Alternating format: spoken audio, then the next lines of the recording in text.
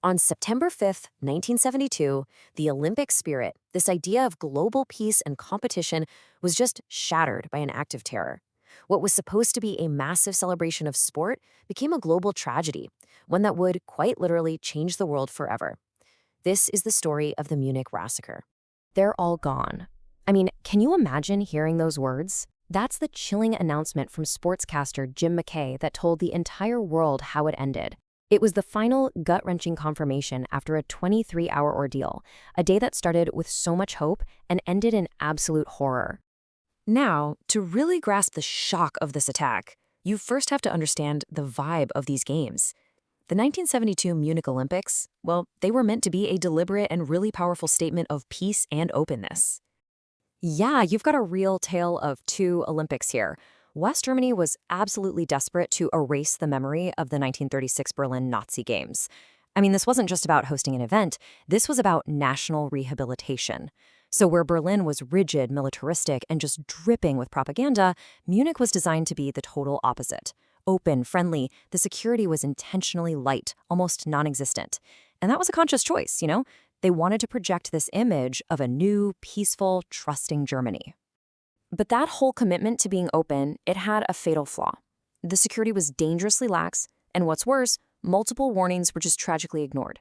A forensic psychologist had even created this scenario called Situation 21, and it predicted almost exactly what was about to happen, but it was just dismissed. There was even a direct tip-off about a planned incident that they just didn't act on. The image of the carefree games was simply more important than real security. And so, in the early morning hours of September 5th, the vulnerability of that vision was just brutally, horribly exposed. Around 4:10 a.m., 8 men carrying duffel bags full of weapons climbed over the fence. And the irony is, they were actually helped by some unsuspecting athletes who were just sneaking back in. Within minutes, they were inside the Israeli compound. The first moments were incredibly chaotic and violent. A wrestling coach, Moshe Weinberg, fought back fiercely before he was killed. Then a weightlifter, Jos Fermano, also attacked an intruder before he too was shot and killed. So after that initial struggle and the murder of those first 2 athletes, the attackers now had 9 hostages. The siege had officially begun. So who were these attackers? Well, they were members of Black September, a militant faction of the Palestine Liberation Organization, also known as the PLO. Their stated goal was pretty straightforward: use this massive global stage to force the world to finally pay attention to their cause. So now, with the entire world watching, this day of tense, televised negotiations kicks off. And it was a situation that the West German authorities were just completely unprepared to handle. Their demands were very clear, and honestly, from the perspective of the governments involved, they were impossible. They wanted hundreds of prisoners released from Israeli jails, along with a couple of notorious German militants. And, the big one, they demanded safe passage out of the country to a city like Cairo. Israel's response was immediate and absolute. Prime Minister Golda Meir held firm to the nation's long-standing policy: we do not negotiate with terrorists, period. The government believed that if they gave in, it would just encourage more attacks. So right from the start, a diplomatic solution was completely off the table. So the German authorities are now under this immense pressure to do something. They quickly plan a raid, but, and you can't make this up, the entire operation was filmed by news crews and broadcast live on TV. The terrorists just turned on a television inside the apartment and watched the police getting into position on the roof. The whole assault had to be called off. Their cover was totally blown. Okay, so the first rescue attempt was a public failure, and negotiations were going nowhere. The crisis then moves to a new and even more dangerous location, the Fürstenfeldbruck Air Base. The Germans came up with a new plan. They basically pretended to agree to the terrorists' demand for safe passage. The idea was to lure them to the airbase and then ambush them. It sounds straightforward, right? Fly them out in helicopters, have a decoy plane waiting, and then have police sharpshooters take out the terrorists.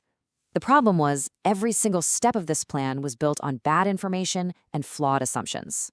And the plan unraveled almost immediately.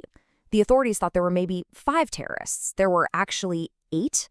The police team that was supposed to be on the plane to ambush them, they abandoned the mission at the last minute, literally calling it suicidal.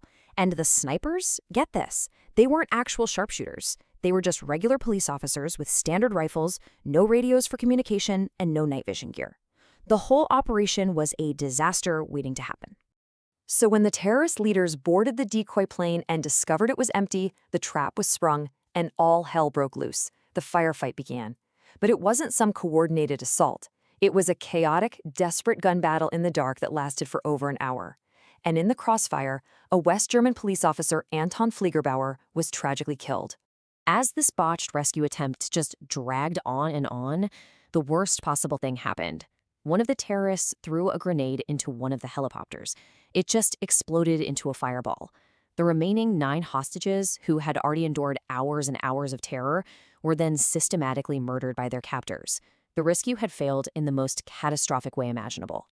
The guns finally fell silent at the airbase, but the impact of that day, well, it was just beginning to reverberate across the entire globe. The final toll was 17 lives lost.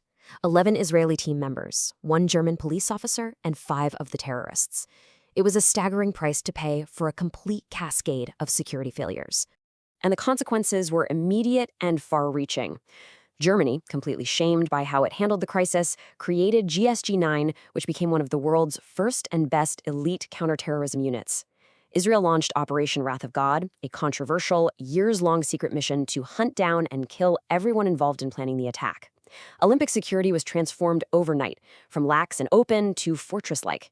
And in a final, just stunning twist, the 3 captured terrorists were released by Germany just weeks later in exchange for a hijacked plane. The Munich massacre was truly a watershed moment. It was a brutal lesson broadcast live to the whole world on the catastrophic cost of underestimating a threat. It slammed the door shut on the era of the carefree games and forced nations everywhere to confront a new and much more frightening age of international terrorism. And it leaves us with a question that still echoes today. How did one single day of terror permanently change the face of global security as we know it?